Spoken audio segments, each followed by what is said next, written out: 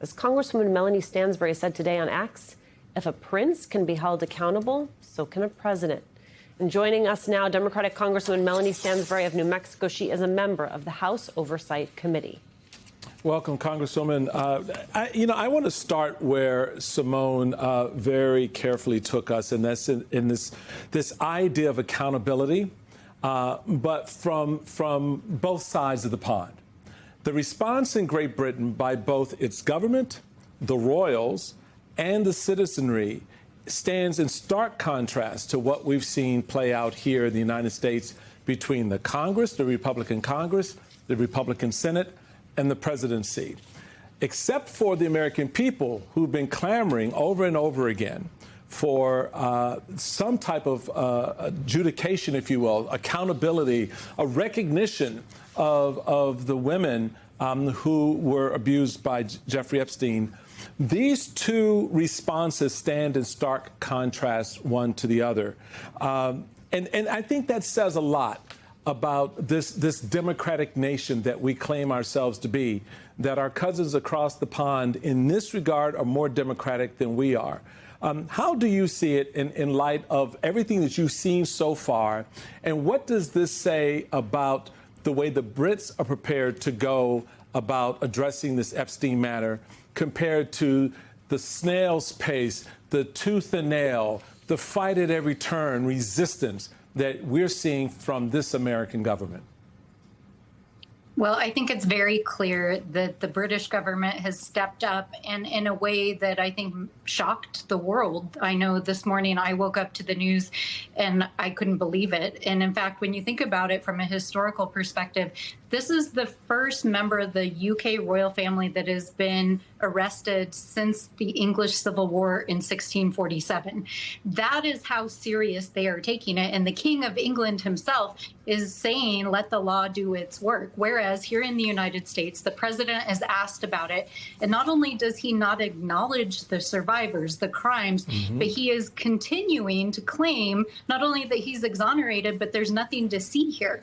And what is obvious to all of us who have been watching this unfold, who've had access to the files, who've been investigating this case, is that for 2 decades, the United States government has been engaged in a cover-up and a miscarriage of justice in this case and failed the survivors. And even in the face of Congress passing the Epstein Files Transparency Act requiring that this administration release the files and subpoenas from Congress, you have Pam Bondi, his attorney general, appearing in front of members of Congress defiantly saying that she will not investigate these crimes, that she will not make indictments, that she will not hold the president accountable, even though there is evidence in the files that President Trump himself was investigated by the FBI for credible allegations. And so the contrast is truly stunning. The contrast is absolutely stunning. Virginia Giuffre's brother had something to say about the United States government today on the BBC. Take a listen.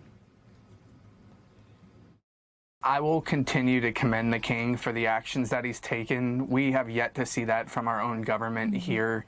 We were just at the Pam Bondi hearing. And so I think to hear the king come out and acknowledge the fact that there needs to be an investigation, the law should be followed like it should be followed for anybody that should be held to this type of investigation. So, Congresswoman, you hear that, and then you have this from Les Wexner's deposition on the FBI and the Department of Justice and Epstein. Take a listen to this. Has the FBI or DOJ ever directly contacted you or spoken to you about Epstein? Not to my knowledge. Never? Never. Would you consider Donald Trump and Jeffrey Epstein friends or friendly? Would you classify them that way in the information that you have?